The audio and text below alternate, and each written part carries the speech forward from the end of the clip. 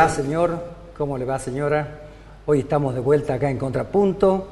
Tenemos un invitado especial, en este momento ya está conmigo. Es el amigo, querido compañero Fernando Pequeño. ¿Qué tal, Fernando? ¿Cómo te va? Buenas noches, Carlos. El gusto de estar con vos. Bueno, contento de estar compartiendo tu programa. Bueno, es un placer realmente, ¿no? Hoy queríamos hablar un poco de tu historia personal, de tu abuelo. ¿Cómo no?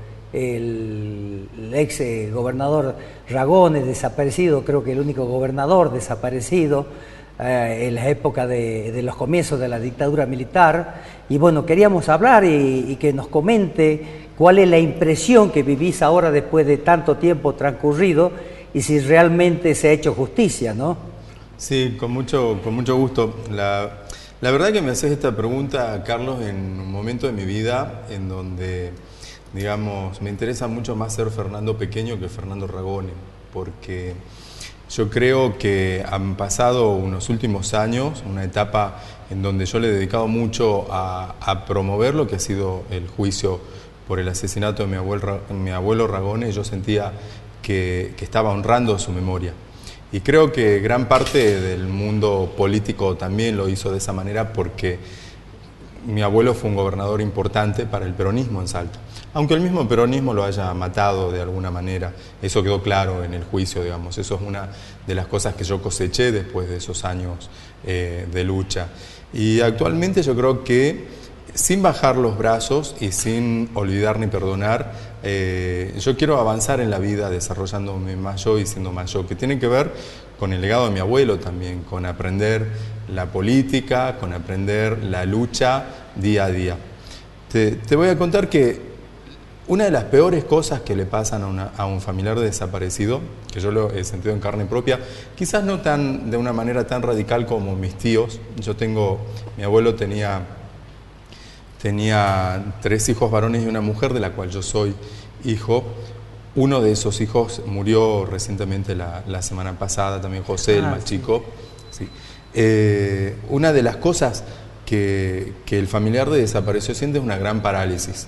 Y en ese sentido, mi familia, como yo mismo, hemos sentido en un punto que habíamos desaparecido también. Con los procesos políticos de los últimos 10 años, eso se fue reinvirtiendo y de alguna manera nos fuimos reinventando. Y en ese volver a la vida de alguna manera, volvemos a sentir que podemos luchar cuerpo a cuerpo con las mismas herramientas que cualquier persona.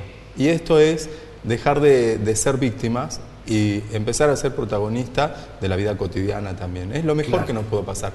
Esa es la gran justicia que tuvimos con el juicio de Miguel Ragones. Ahora, porque esto en realidad comienza con la ley de punto final y de obediencia debida, que después queda sin efecto. Exactamente. Queda sin efecto allá por el año 2003 por una decisión del Congreso de la Nación y después por un fallo de la Corte de Justicia de la Nación en donde establece que estos delitos no podían prescribir porque se trataba de delitos de lesa humanidad. Que es importante también llegar al fondo de la cuestión, que la gente conozca la verdad de lo que vivimos los argentinos. Vos obviamente creo que no lo viviste, pero yo en la década de los 70 era estudiante, estaba en la universidad y en forma posterior yo viví todo este proceso con el miedo que significa estar en el ámbito de lo que es una dictadura militar, donde no se respetan las libertades, y también me ponía a pensar en estas leyes de punto final, y se me ocurrió revisar, porque uno va olvidando, quiénes eran los legisladores que realmente habían votado en contra de esa ley que se generó en el gobierno de Ricardo Alfonsín.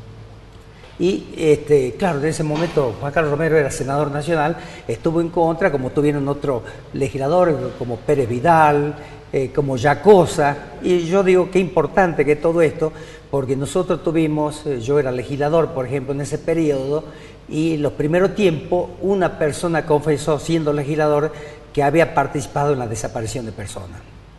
En los primeros 2 meses de ejercicio del poder en el ámbito de la democracia. El cuerpo se reunió, le dio el derecho a la defensa y en forma posterior esa persona fue expulsada porque no se justificaba que ética y moralmente podía ser legislador. Obviamente que todavía las investigaciones no estaban en boga, porque vos recordarás o no recordarás, pero en ese momento era muy difícil comenzar una investigación, estaba muy fresco lo de la dictadura, la gente, los legisladores tenían mucho miedo. Después, en forma posterior, se avanzó y la gente fue perdiendo todo ese miedo, fue haciendo uso de sus derechos y fue avanzando. Por esto yo quería recordar todos estos hechos, ¿no? Y yo recuerdo que acá vino Duhalde, el último año o 2 años, el secretario de Derechos Humanos, que el compañero Ortega había sido asesinado allá por el año, yo no recuerdo bien, pero 76, por lo que se dio en llamar la AAA. Entonces yo creo que esto es importante para que la gente sepa lo que vivimos los argentinos y lo que vos viviste como familiar de Ragone, el ex gobernador. Y me parece importante también todo esto que vos traes a la memoria desde tu vivencia personal, porque estamos en un momento del país donde pareciera ser que la gente está cansada de tanta memoria, de tanta lucha por los derechos humanos. Es una cuestión que me preocupa. Me parece que puede haber luchas políticas al interior de los derechos humanos, que pueden, digamos, ocurrir algunas cosas egoístas, pero no hay que dejar de olvidar nunca que la sanidad de una institución depende de que se la interrogue desde el presente de qué es lo que ha pasado. Cuando pienso en instituciones estoy pensando, Carlos, en la policía y en el ejército básicamente. ¿Cuánta gente detrás de toda esta lucha hizo como una sola cosa sobre la existencia de esos policías que asesinaron a Miguel Ragone, que asesinaron a 200 personas acá en Salta, y por no entender algunos procesos políticos de lo que se busca, siguen pensando que es lo mismo? Y yo creo que eso nos puede costar mucho a los argentinos en materia de seguridad y en materia de derechos humanos, porque la seguridad se transforma de vuelta una vez más en el gran negocio de algunos grupos de poder. Correcto, pero vos sabés que yo pensando, dije que en Salta siempre había una adhesión a una cultura autoritaria. Fíjate vos que yo creo que es el único lugar del país donde sobrevivió el partido de la dictadura militar, hoy con Urtubey. Es decir, ¿cómo concilias peronismo con la dictadura militar? El peronismo obviamente que tiene sectores que están más cercanos al autoritarismo y a veces tiene una metodología, no sé si decir fascista, si decir staliniana, porque son similares o parecidas, porque la metodología es la misma, el terror, el tener mecanismos de coerción para lograr sus resultados. Y bueno, nosotros tenemos que hacer todo este análisis para que esto nunca más vuelva a suceder. Y es importante recordarle a la gente todas estas cosas. Pero me parece también que el análisis tiene que ser complejo en el sentido de que cualquier institución, tomemos el PRS, por ejemplo, porque dijiste de algunos partidos, no es igual a sí misma en el tiempo. Creo que el PRS de Ulloa no es igual al PRS de hoy. Totalmente. Sin defenestrar a cualquiera. Y creo que, lo digo porque a mí me parece interesante la política de los frentes, me parece interesante que se abra la discusión, que haya integración. Creo que a los salteños nos costó mucho tener espacios cerrados por poca participación, y creo que en los últimos años se reactivó la participación política, sobre todo con los jóvenes. Creo que esto abre como etapas promisorias para adelante, si es que como salteños somos capaces de bajar un poco el nivel de intolerancia, autoritarismo y racismo que tenemos, porque creo que somos, Carlos, no sé vos qué opinás, pero una sociedad profundamente racista y negadora de la diferencia, y que eso traducido a las políticas públicas también produce mucho atraso. Por supuesto que sí. Acá nuestra sociedad discrimina muchísimo, mucho a aquellas etnias que tuvieron antes que el descubrimiento de América, nuestros hermanos los aborígenes, aunque aborígenes a veces negación del origen, nuestros hermanos los indígenas. Los bolivianos, también una gran xenofobia que últimamente está muy de boga en Europa. Yo no lo percibí estando ahí, pero aparentemente es así.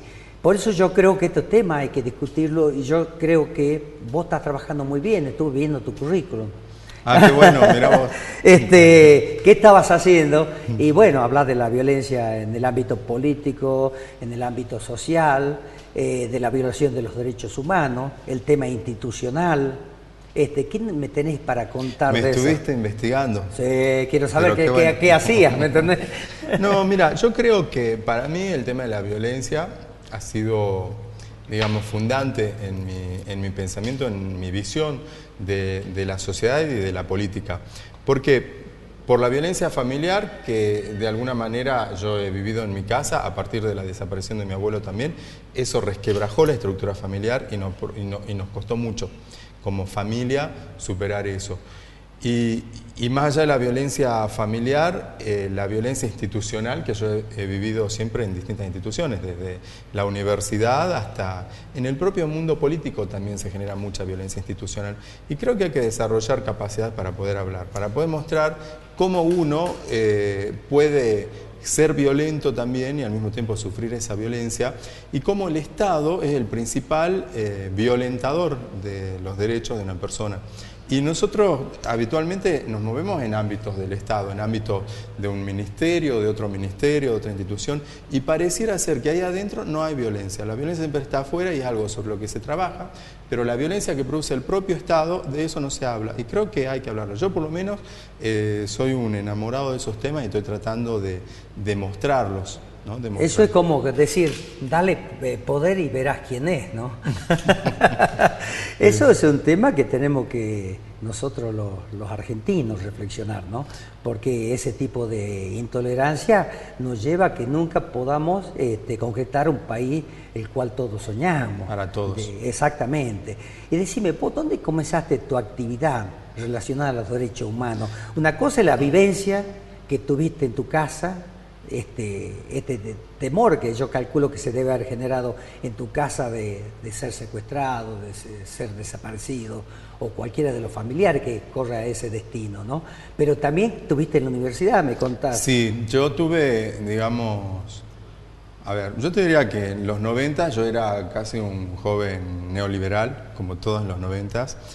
Pensaba que vender todo del Estado, que era un gran deficitario, y era la empresa privada, era lo mejor que nos podía pasar. Luego me fui dando cuenta que no era así. Mucho tuvo que ver el inicio de mi carrera en antropología acá en la Universidad Nacional, una carrera que tengo a medio hacer, no es, digamos, algo que yo vea como un desarrollo económico, una salida laboral, sino que la antropología es algo que me apasiona, porque a mí me ha permitido alejar la lupa de mi propia vida y ser reflexivo de mis procesos internos emotivos y entender cómo esos procesos emotivos están digamos, definido por la sociedad en la que yo me muevo.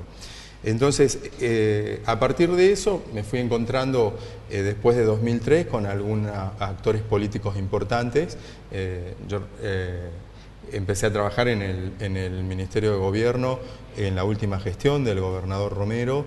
Luego, bueno, se fue transformando el mundo político en Salta y yo fui, digamos, de alguna manera detrás del juicio de Miguel Ragone, transformándome en un joven que impulsaba ciertas políticas de derechos humanos, y con mi propia maduración los derechos humanos se transformaron en una parte de mi propia lucha, no solamente de los desaparecidos, porque es algo de lo que realmente estoy un poco convulsionado con el tema, un poco desgastado, pero todo lo que tenga que ver con la pluralidad, con la inclusión, con la extensión de derechos de ciudadanía, sobre todo para que los salteños podamos acceder a la justicia social, en este sentido del peronismo, y podamos entender las violencias que producimos, las violencias que sufrimos, y eso traducirlo en políticas públicas, en lucha de políticas, porque a mí me parece que la herramienta para cambiar la sociedad es la política, y que la universidad y la academia solamente se quedan a mitad de camino para producir un cambio social. Entonces, esta es mi búsqueda ahora, a partir, como una síntesis de mis últimos años, traducir en la arena política la posibilidad de un cambio social a partir de mi propia vivencia interna, de haber sufrido como un desaparecido y haber aprendido algunas herramientas políticas para que eso se pueda transformar en una energía creativa y creadora junto a la gente que hace política. Correcto. Decime, cuando vino Duhalde acá, si no recuerdo mal, ¿vino por el libro o por la película? ¿O por las dos cosas? Vino, en realidad, Duhalde... Yo estuve esa vez almorzando con él. Sí. Es lamentable la pérdida de un hombre como Duhalde, ¿no? Que estuvo exiliado, que estuvo en España, trabajando por los derechos humanos. Realmente un tipo que conceptualizaba la política de los 70 de una manera muy ejemplar, ¿no? Creo que su libro, ¿cómo se llama? Los derechos humanos, creo que se llama. Sí, pero tiene varios escritos. Tiene varios escritos. Pero Duhalde vino la primera vez a instalar institucionalmente el tema de la investigación del juicio Ragón. Claro. Y el juicio de Palomitas también, que estuvo acá en el Hotel Plaza, se hizo. Yo en ese momento empezaba a vos recién empezabas. Porque vos discursiaste, ¿sabes? Recuerdo. No. ¿O no? No, esto fue cuando vino por la presentación del libro que se hizo en la gestión del gobernador Romero sobre la vida institucional de Miguel Ragone, que fue una recopilación muy interesante, es un documento... O sea que yo no tengo ese libro, quisiera tenerlo. Sí, habría que pedirle al secretario de Derechos Humanos de ese momento, Oscar Guillén, que probablemente tenga... Tendrías que conseguir para acá, ¿no? Y lo mismo para ver la película esa. La película ha sido ejemplar. ¿Y por qué no la reproducimos? Yo no veo que se reproduzca. Eso puede ir haciendo que la gente tome conciencia de todo esto. Que los jóvenes, porque la película esa habla no solamente del golpe de Estado y del terrorismo, sino de los valores políticos que tenía un político como Miguel Ragone, que bueno, son valores que pueden servir para la transmisión de lo que es la política para las nuevas generaciones. Claro, porque ponete a pensar que en esa época una persona por principio daba la vida. Y eso fue desapareciendo, era medio quijotesco el tema. La gente vieja de la lista verde, que es la lista con la que ganó Miguel Ragone, dice, nosotros hacíamos políticas sin plata porque no teníamos plata. Y yo veo que cuando dicen eso, muchos jóvenes los miran como diciendo, estos viejos locos, ¿qué están hablando? Bueno, era otro momento de la economía, del país, ¿no? Yo creo que hoy los jóvenes de alguna manera reivindican eso a 40 años de distancia. Hoy el mundo ya no es lo mismo, el desarrollo del capitalismo no es igual. El uso de Internet. El uso de Internet. La primavera árabe, lo que pasó en el norte de África. Eso es muy, muy importante, digamos. Han cambiado todas las metodologías para hacer política y las redes sociales tienen muchísima importancia hoy en día, lo cual significa de que tenemos que ir pensando cómo llegar a la gente para mejorar la calidad de vida. ¿Vos creés, Carlos, que eso nos acerca a una democracia más participativa y menos representativa? Porque a veces creo que por ahí el poder de las redes sociales uno tiende a exagerarlo y que, digamos, no está la participación que hay ahí. Creo que sigue estando muy mediada. Yo creo, alguna vez leí un libro que pretendía entender la década de los 90, de Alvin Toffler, El cambio de poder. Porque decía, bueno, el médico va perdiendo el poder porque la gente ve por televisión cómo se hace un diagnóstico, cómo se trata, va y le discute de igual a igual a la gente, la gestión se fue transparentando. Antes vos no tenías el acceso que tenías. Exactamente. Por supuesto que se esconde mucho, porque yo hablo las páginas web y me cuesta ver información de una ejecución presupuestaria. Claro. En Salta no veo nada directamente. Me baso en los datos que tiene la OPS, la OMS en materia de lo que es salud, pero creo yo de que la gente ha ido teniendo más poder porque maneja información y tiene acceso a la misma y puede manejar ciertas situaciones a través de Internet. Sí, sí, creo que coincido con vos. A mí, yo cuando te preguntaba, también estaba pensando en que los salteños tenemos una cultura muy pobre en la exigencia de la información pública. Cuando uno va a Ciudad Judicial, por ejemplo, que hay información que es pública por ley, y es retaseada y la gente no sabe que puede y debe exigir esa información. Que tiene derecho a esa información. Que tiene derecho ¿no? a esa información y esa información los propios funcionarios la siguen tratando como una información privada. Creo que hay que trabajar mucho en ese tema. Bueno, son uno de los temas que a mí me apasionan, ¿no? El acceso a la justicia. Fíjate vos que eso no es por hablar mal de la UNSA, pero vos te vas a otra provincia, te vas a Tucumán mismo, y la universidad tiene una inserción en la comunidad que vive ahí y un prestigio que acá yo la veo como una isla, la UNSA. Yo coincido con vos, plenamente. Como que está ya cerca de Vaquero y que realmente no está insertada en la sociedad. Vos te vas a Buenos Aires, en la UBA, y vas a ver realmente de que la universidad es algo que es un referente para generar actitudes, para generar planes, pero también como alguien que mantiene los valores que tiene que tener toda sociedad.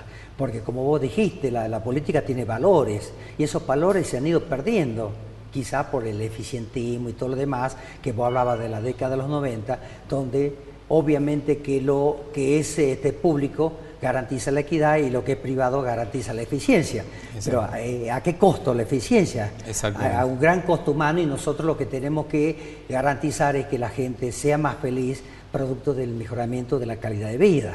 Sí, vos cuando no muchas veces cuando hablamos de los 90, pareciera que decimos que la economía es un cuco, y a mí me parece que la economía puede estar a un nivel humano, puede desarrollarse de otro nivel. Lo que decías de la universidad, me parece que la UNSA tiene muchas articulaciones a nivel de producción o de investigación tal vez con el medio, pero que eso no se nota dentro de la cultura de los salteños, porque los intelectuales de la universidad me parece a mí que no se comprometen con explicar el modelo, con explicar qué es lo que pasa, qué es lo que se siente. Entonces hay como un hermetismo al interior de la universidad, y creo que la universidad pública más que nada debe salir al medio, explicar, debatir, hablar. Creo que eso falta un poco. Correcto. Fernando, ¿qué te parece si vamos a un pequeño corte? Vamos. Bueno, vamos a un corte y luego volvemos. Nos esperan un ratito, señoras y señores.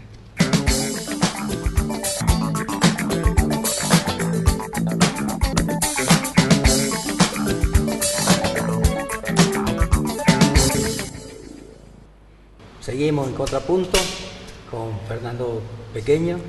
Bueno, Fernando, un poco ya se va acabando el programa y quisiera que me plantees por lo que el proyecto que tenés en materia de derechos humanos y cuáles serían las articulaciones que tendrías que hacer con el Estado provincial, con la universidad, con el Estado nacional. ¿Qué nos está faltando? Bueno, yo creo que está faltando profundizar el modelo. Creo que el modelo está orientado, digamos, en materia de derechos humanos. Creo fundamentalmente, Carlos, que lo que falta es una decisión política fuerte de que el Poder Legislativo mire el Poder Ejecutivo. Nosotros, esto de la división de poderes, creo que debe funcionar realmente, pero hasta ahora el Legislativo y el Ejecutivo han hecho cambios interesantes, tanto en Argentina como en Salta.